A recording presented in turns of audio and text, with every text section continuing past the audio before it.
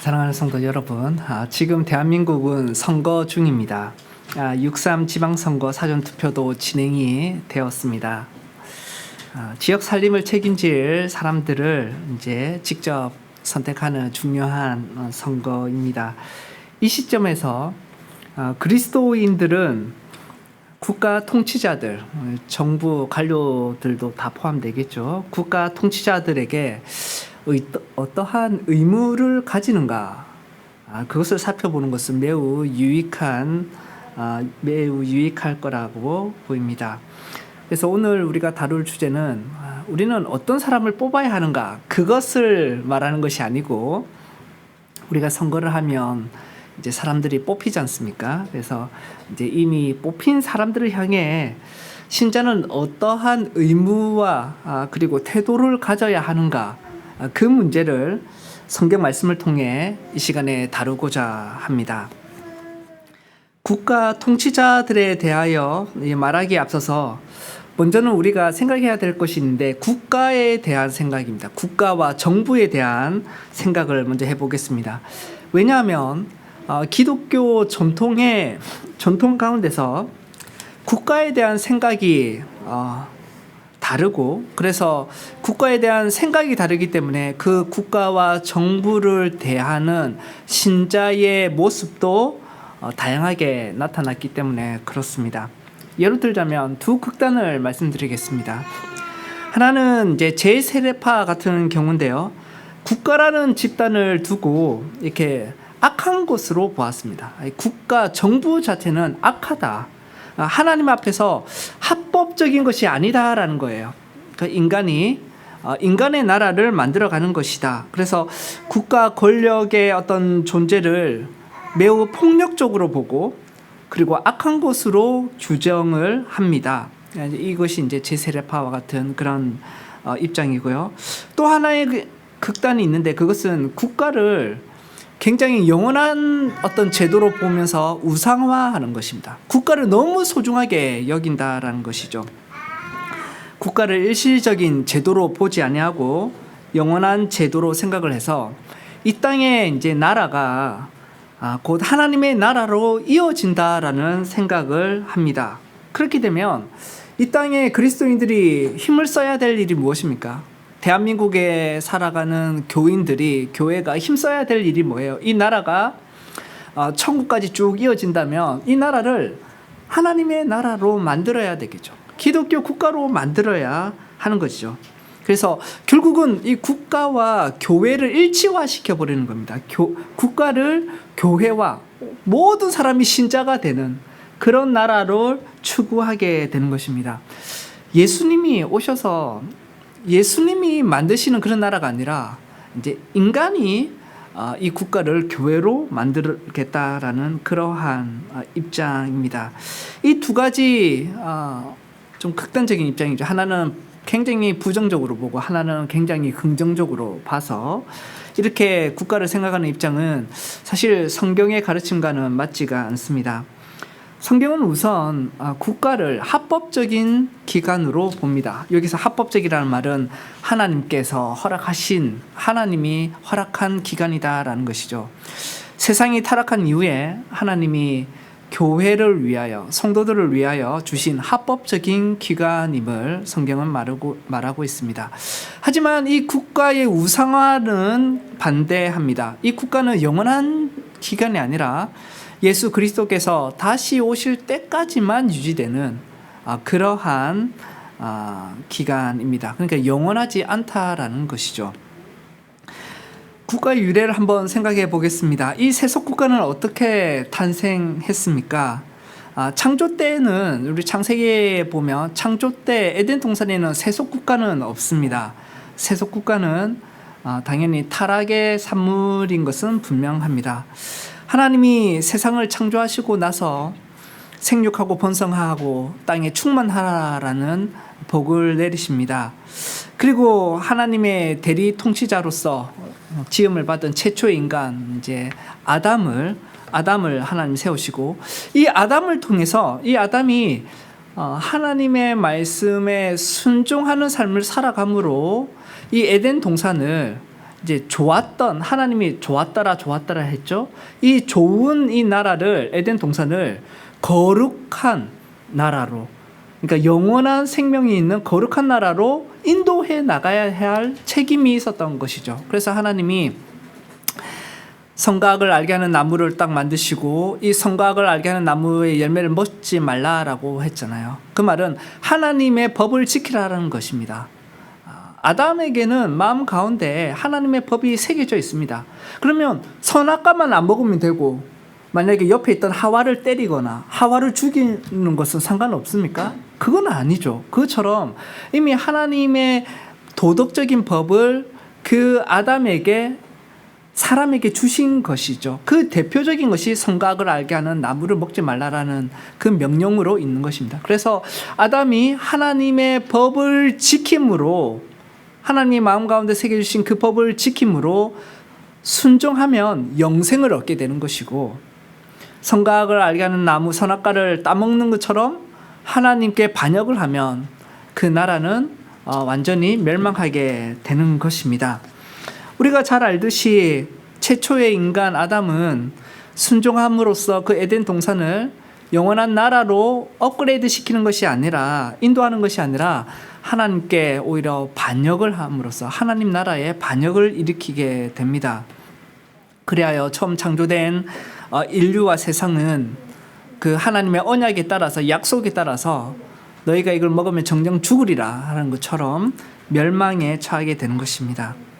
하지만 하나님께서는 반역한 아담과 또 그의 후손들을 영원한 멸망에 쳐넣지 아니하시고 은혜를 베푸십니다. 은혜를 베푸십니다. 인류에게 은혜를 베푸시는 거죠.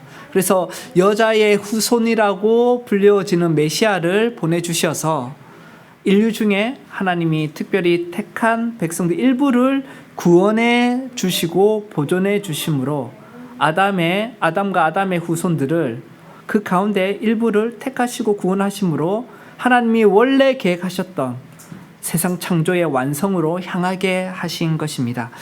그래서 그 인류의 구원은 시간 가운데서, 역사 가운데서 이루어진다라는 것이죠. 그러니까 하나님의 백성들이 계속 출생해야 하고요. 그리고 교회 안으로 들어와야 하는 것입니다. 그래서 이 세상은 유지돼야 하는 것이죠. 이 세상은 보존되고 유지되고 역사가 계속 진행이 돼야지 아담의 후손들 가운데서 태어나고 하나님이 택한 백성들이 교회 안으로 들어오고 구원을 받으며 하나님이 택한 백성의 숫자가 채워지는 것입니다. 만약에 이 세상에서 인간의 악이 극에 달하게 된다면 세상은 한순간도 유지될 수 없고 그냥 스스로 멸망하게 될 것입니다. 그 한 예가 이제 노아의 홍수 같은 것이죠. 노아의 홍수와 같은 심판을 인간은 피할 수가 없습니다. 우리 주위에 있는 모든 사람들의 안에서 악이 극대화된다고 생각해 보십시오. 그것이 곧 지옥이 되는 것이죠. 그것이 곧 지옥이 되는 것입니다. 땅에 죄악이 관영할 때 하나님은 홍수를 내려서 인류를 쓸어버리셨지만 노아의 가족을 살려두심으로 아담의 후손의 그 구원은 계속 이어가시게 됩니다. 그러니까 하나님은 이제 노아와 언약을 다시 맺으시며 다시는 이 사람의 죄 때문에 땅을 멸하지 않겠다라고 약속하시고 약속의 증표로서 무지개를 주신 것이죠. 이처럼 하나님은요, 최후의 심판 때까지 모든 백성이 다, 하나님의 백성들이 예수 그리스도 안으로 들어올 때까지, 최후의 심판 때까지 이 세상이 유지되어야 하기 때문에 악이 극단적으로 충만하지 아니하도록 하나님께서 일반적인 은총, 일반 은총을 내리셔서 베푸셔서 죄를 억제하고 계시는 것입니다. 그래서 지금 역사가 유지되고 있는 것이죠. 죄를 억제하고 있습니다. 그리고 이 세상에 인간의 마음에 심어 놓은 그 자연법이라고도 불리우고 도덕이죠. 도덕을 통해서 지금 이 세상을 또한 다스리고 계시는 것입니다. 결국 하나님의 나라는, 하나님께서는 이 세상을 두 가지 방식으로 다스리고 계시는 것이죠. 하나는 이제 구속의 나라, 구원의 나라라고 할 수 있습니다. 구원의 나라가 있고 하나는 공통의 나라가 있습니다. 구속의 나라는, 구원의 나라는 말 그대로 하나님이 구원하는 백성들, 하나님 택한 백성들을 불러오셔서 하나님이 다스리고 계십니다. 그것을 교회라고 표현할 수가 있겠죠. 교회라고 표현할 수가 있습니다. 그래서 아담의 후손 가운데서 하나님 택자들을 통해 만드신 눈에 보이지 아니하지만 참된 신자로 구성된 교회, 그것이 구원의 나라입니다. 구속의 나라입니다. 그래서 구약 성경에서는 이스라엘로 불려지고 신약에서는 예수님의 제자들 교회를 가리킵니다. 이 나라는 하나님이 성경 말씀으로 다스리고 계시죠. 또 하나의 나라가 있는데 그 나라는 공통의 나라입니다. 공통의 나라라는 것은 신자와 불신자가 함께 살아가는 나라인데, 노아 언약을 통해서 신자와 불신자가 함께 살아가도록 보존하고 있는 이 세속 국가가 바로 공통의 나라입니다. 이곳을 통해서는 하나님이 도덕으로 지금 다스리고 계시는 것입니다. 그래서 성경에 예로 들자면 그런 것이죠. 여러분 출애굽기에 보시면 이스라엘 백성들 출애굽하기 전에 이집트 땅에서 어디에 살고 있습니까? 고센에 살고 있습니다. 고센에서 이스라엘 민족을 이루면서 살아가고 있죠. 그 나라는 구원의 나라, 구속의 나라입니다. 구원의 나라이고, 근데 이스라엘 백성들은 또한 이집트의 백성으로 살아가죠. 불신자들과, 그러니까 이집트 사람들과 함께 살아갑니다. 그 이집트는 세속 나라죠. 공통의 나라입니다. 또 하나의 예를 들자면 바벨론에 잡혀간 다니엘과 세 친구를 보십시오. 이스라엘이 망해서 바벨론의 포로로 잡혀갑니다. 그 다니엘과 세 친구가 있잖아요. 다니엘과 세 친구는 구원의 나라 이스라엘 백성으로서 정체성을 지킵니다. 뜻을 세우고, 그래서 신자로 살아가죠. 그래서 그 구원의 나라가 있고, 동시에 바벨론의 시민으로서 다니엘과 세 친구는 살아갑니다. 다니엘과 세 친구는 또한 그 바벨론의 공무원이기도 했죠. 그 나라를 위하여 열심히 일을 했던 공무원이기도 했습니다. 그래서 그리스도인은 이 두 나라에 동시에 속해 있습니다. 여러분은 두 나라에 동시에 속해 있습니다. 이 두 나라 다 하나님의 나라죠. 하나님이 다스리시는 나라인데 영역이 구분된다라는 것입니다. 여러분은 구원의 나라, 교회에 하나님이 택한 백성 안에 속해져 있고, 또 하나 공통의 나라, 신자와 불신자가 함께 섞여 사는 이 대한민국이라는 나라에 여러분은 같이 섞여 살고 있습니다. 하나님이 이 두 나라를 다스리시는 방식과 목적이 다릅니다. 구원의 나라는 예수님을 통해 예수님이 성령님을 통해 하나님의 말씀으로 다스리시죠. 그리고 직분자를 세워서 목사와 장로와 집사를 세워서 하나님의 백성들이 구원의 그리스도의 날까지 이르도록 그들의 믿음을 또 소망과 사랑을 키워가도록 그렇게 구속의 나라를 다스리고 계십니다. 마지막 심판 때에 그리스도의 날까지 우리의 믿음이 잘 유지되도록 하시는 것이죠. 또 다른 나라, 공통의 나라는 어떻습니까? 하나님은 이 공통의 나라를 어떻게 해요? 국가 지도자를 세워서 칼을 권세를 주어서 다스린다라는 것입니다. 구원의 나라는 말씀으로 직분자를 세워서 다스리시고, 이 공통의 나라는 국가 지도자를 세워가지고 그들에게 칼의 권세, 권력과 힘을 줘서 이 나라를 다스리시는데, 그 목적은 당연히 하나님의 영광과 또한 공공의 선입니다. 공공의 선. 신자와 불신자 모든 백성들의 공공의 선을 위하여 하나님께서는 이 나라를 존속시키시는 것입니다. 세상을 보존시키고 유지하기 위해서 이 땅에 나라가 존재하도록 합니다. 언제까지요? 언제까지 이 땅의 나라를 계속 존속시키십니까? 마지막 최후의 심판 때까지 주님께서 택한 백성들이 들어올 때까지, 하나님의 구원의 나라로 다 들어올 때, 그때까지 이 세속 국가들을 어떻게 해요? 존속시킨다라는 것입니다. 세상이 유지되어야 합니다. 시간이 흘러가야 되고 역사가 진행되어야 하는 것이죠. 그래서 세상이 유지되려면 공공의 선을 위해서는 선한 사람들은 보호받고, 도덕적으로 선한 사람들은 보호받고 격려되어야 하는 것이고, 그리고 악한 사람들은 벌을 받고 징벌해야 하는 것입니다. 그래서 이 일을 위해서 하나님께서는 국가의 통치자들을, 정부를 세우시고 허락하셨다라는 것입니다. 그래서 성경은 국가 통치자들을 두고 하나님의 종이다라고 표현합니다. 하나님의 사역자들이다, 하나님의 일꾼이다라고 그렇게까지 말합니다. 왜냐하면 모든 권세는 하나님으로부터 오고 하나님께서 주시는 거기 때문에 그렇습니다. 여러분, 교회에 있는 사람은 하나님의 일꾼이 아니라 여러분이 지금 뽑는 그러한 국가의 통치자들, 이런 사람들도 다 결국은 공통의 나라를 다스리도록 하신 하나님의 일꾼들이고 하나님의 종들입니다. 로마서 13장 1절과 4절을 한번 보십시오. 제가 드린 설교 노트에 나와 있습니다. 로마서 13장 1절에서 4절 세 번역을 제가 한번 읽어보겠습니다. 사람은 누구나 위에 있는 권세에 복종해야 합니다. 모든 권세는 하나님께로부터 온 것이며 이미 있는 권세들도 하나님께서 세워주신 것입니다. 권세를 행하는 사람은 여러분 각 사람에게 유익을 주려고 일하는 하나님의 일꾼입니다.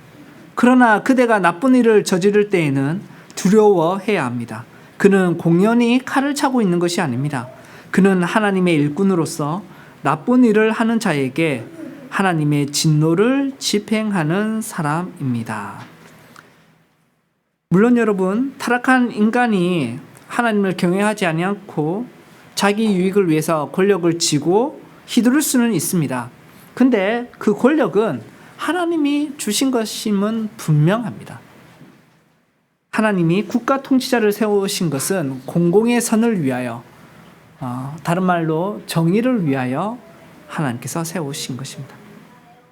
이처럼 하나님께서 우리에게 국가 제도를 허락하셨다면, 국가 제도라는 것이 합법적인 것이고 공공의 선을 위하여 선한 것이라면 우리 신자는 이 국가 지도자들의 통치를 받는 사람으로 살아야 합니다. 권위에 복종하는 의무를 가진다는 겁니다. 나는 하나님만 섬기고 나는 예수님만 섬기니 저 불신자들이 다스리는 그런 거는 내가 지배를 받지 않겠다. 그렇게 해서는 안 됩니다. 그렇게 해서는 안 됩니다. 하나님께서는 하나님이 국가 통치자를 세웠다는 것을 기억해야 합니다. 그러면 우리는 국가 통치자들, 정부 관료들에 대하여 어떻게 대해야 하겠습니까? 우리는 국가 통치자들에 대한 신자의 세 가지 의무를 마음에 새기기를 원합니다. 첫째는 제일 우선되는 것은 무엇입니까? 그들을 위하여 기도하는 것입니다. 너무나도 중요합니다. 그들을 위하여 기도하라는 것이죠. 오늘 우리가 설교 본문 디모데전서 2장 1절에서 3절이 있습니다. 1절에서 3절을 우리가 한 목소리로 한번 같이 읽겠습니다. 시작. 그러므로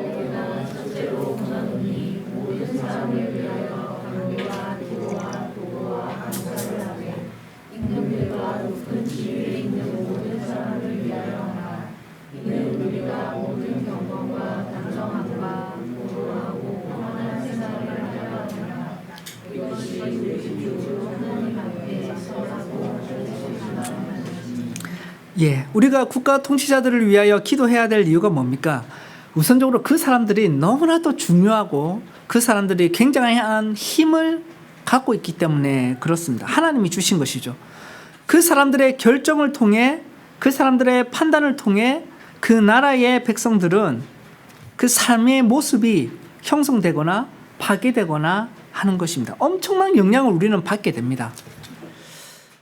우리가 잘 아는 사실이죠. 그들이 대외 정책을 어떻게 하느냐, 전쟁을 하느냐 마느냐에 따라서 우리 백성들은, 교회도 그 전쟁의 소용돌이에 휘말릴 수밖에 없습니다. 그들이 경제 정책을 어떻게 하느냐, 부동산 정책을 어떻게 세우냐에 따라서 신자들도 우리의 삶에 큰 영향을 받게 되는 것입니다. 그러므로 우리 신자들은 그들을 위하여 규칙적으로 기도해야 하는 것입니다. 여러분, 심지어 지도자들이 대놓고 악할 때조차도 우리는 하나님께 그 악한 자들을 선하게 만들어 주십시오라고 하며 그들을 위하여 기도해야 하는 것입니다.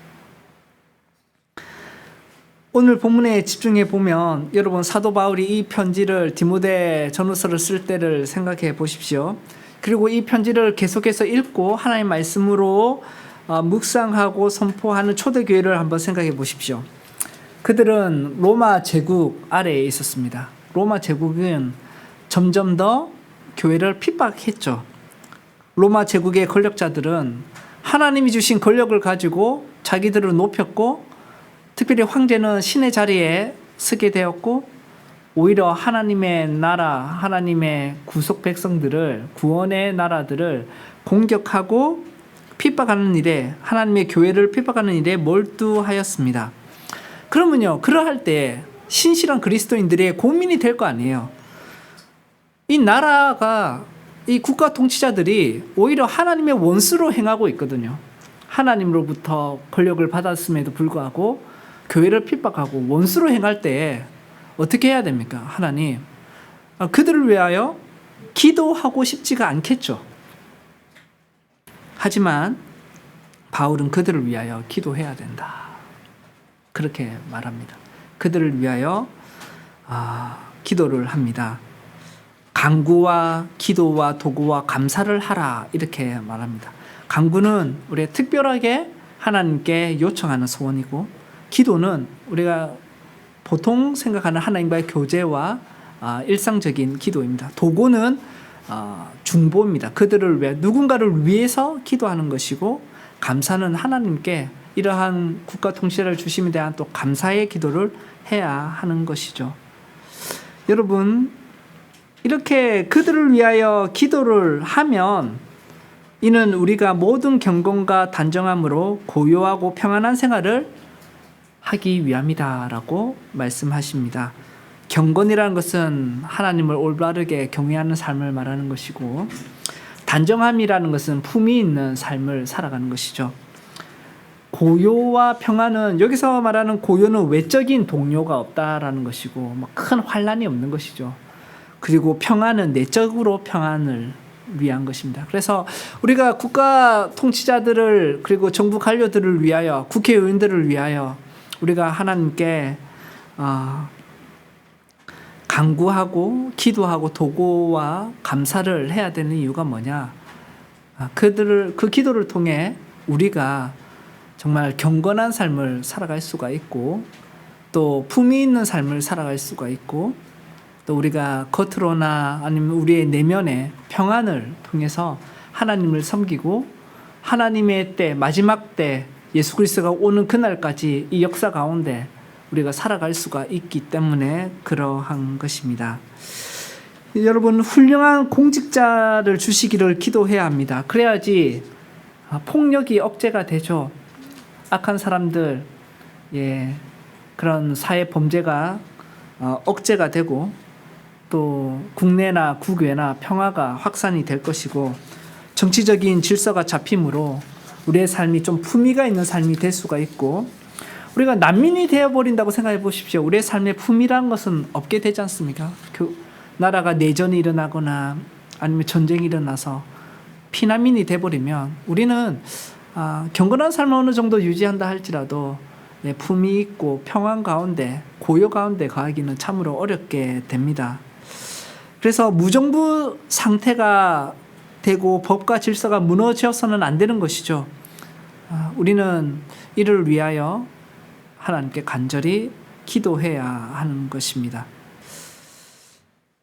두 번째로, 우리 신자는 국가 지도자들에 대하여 어떠한 태도를 가져야 합니까? 두 번째로는 존중해야 합니다. 존중해야 합니다.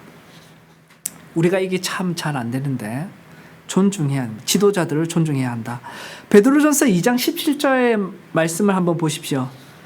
베드로 사도가 이렇게 말합니다. 모든 사람을 존중하며 믿음의 식구들을 사랑하며 하나님을 두려워하며 왕을 공경하십시오. 여러분, 우리는 믿음의 식구들을 사랑해야 되죠.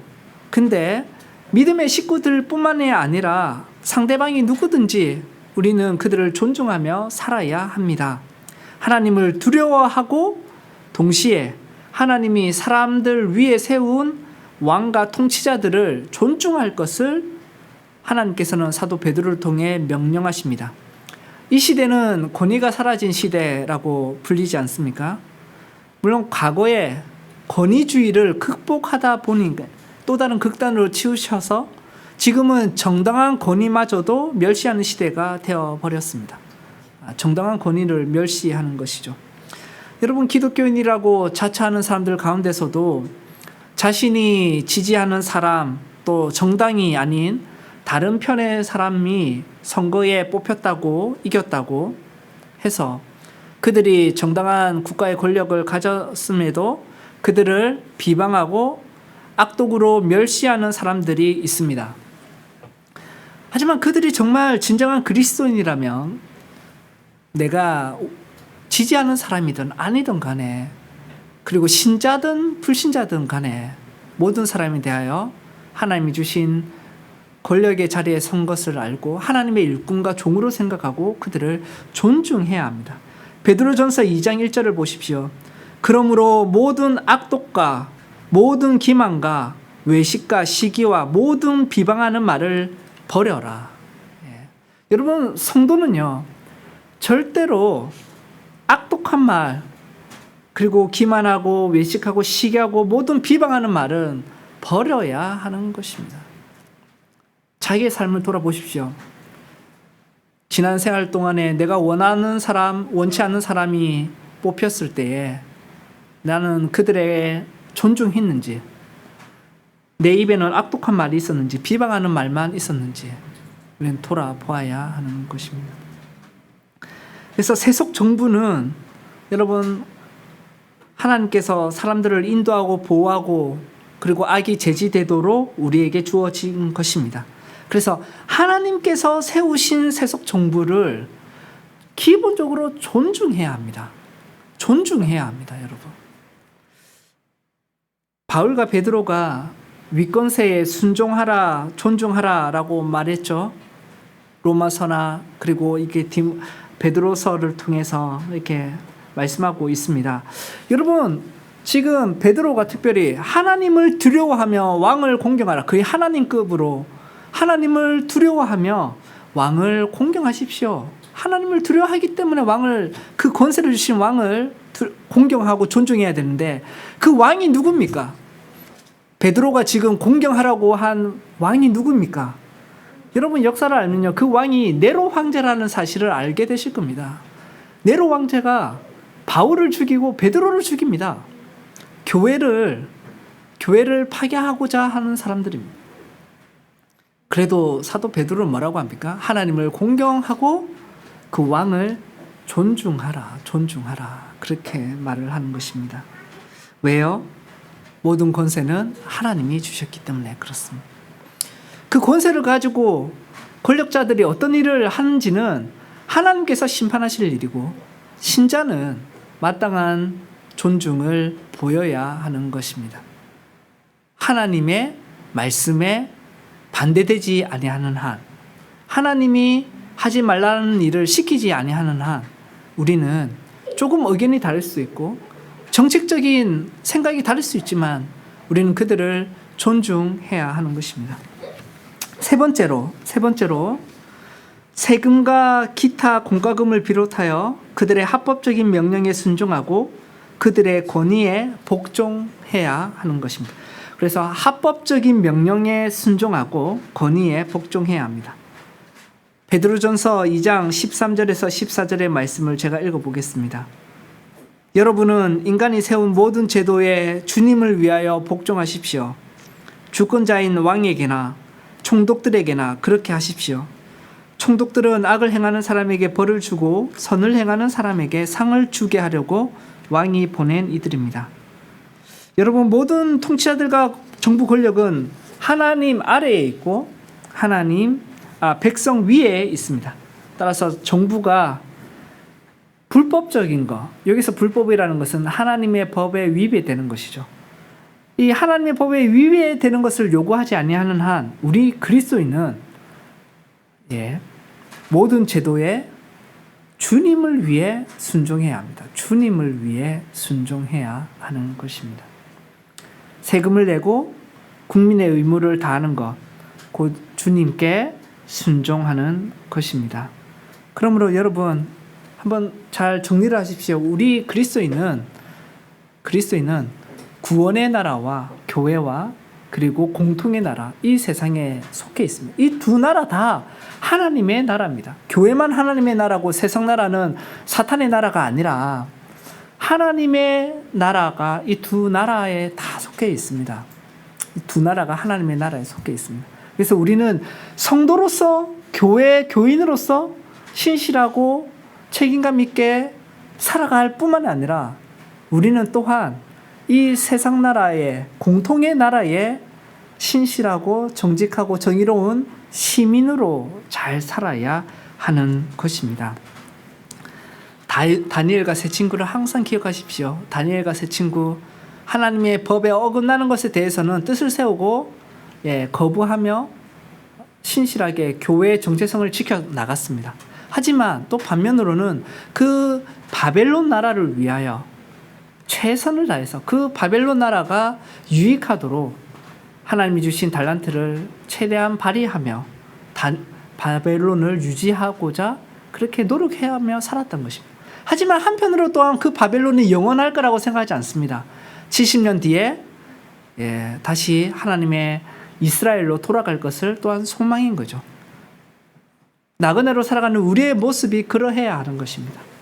우리가 결국은 온 세상의 나라가 망하고 그리스도의 나라가 임할 것인데 그 전까지 우리는 교회뿐만 아니라 세속나라에 또 하나님의 백성으로 주를 위하여 신실하게 살아가야 하는 것입니다. 결론적으로 여러분, 우리는 하나님이 세속 국가와 세속 정부와 국가를 허락하신 이유를 배웠습니다. 하나님의 구원 사역이 끝날 때까지 이 세상을, 이 땅을 유지하기 위하여, 보존하기 위하여 국가를 허락하신 것입니다. 그 안에 악이 억제되고 선한 자들이 격려를 받으며 하나님의 영광과 공공의 선을 위하여 사용하라고 칼의 권세를 주셨습니다. 우리는 국가의 보호 아래에서 또한 교회를 이루며 살아가고 있는 것입니다. 역사를 보면 거의 모든 권력자들은 이 하나님의 거룩한 부르심에 응답을 제대로 하지 못했습니다. 온 힘을 다해서 하나님을 거부하고 하나님 백성들을 핍박하는 일에도 이 권력을 사용한 것은 사실입니다. 하지만 심판은 하나님이 하실 일이고 신자인 우리에게는 의무가 있는데 그들을 위하여 기도하는 것입니다. 그들이 악한 자라도 악독한 말과 비방하며 그렇게 하는 것이 아니라 그들을 위하여 기도해야 됩니다. 하나님, 혹이나 악한 자가 통치자가 되면 그들이 바뀌도록 하나님께 기도해야 하는 것입니다. 이 나라는 영원하지 않습니다. 교회는 영원하지만 국가는 영원하지 않고 항상 선할 수도 없습니다. 그렇기 때문에 여러분, 국가를 멸시해서도 안 될 뿐만 아니라 또한 국가를 우상화해서 국가에 우리의 운명이 다 걸려있다고 생각해서도 안 됩니다. 그렇게 생각하는 사람들은 국가의 교회의 안녕이 무조건 다, 그러니까 하나님 없이 달려있다고 생각하면 국가를 기독교화시키려고 합니다. 그 어리석은 것입니다.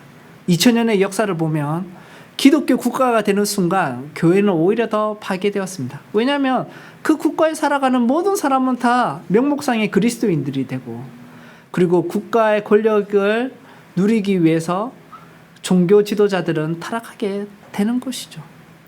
중세의 역사가 우리에게 보여줍니다. 그래서 기독교 국가 제국에서는 교회는 항상 타락하고 복음의 순수성은 파괴됩니다.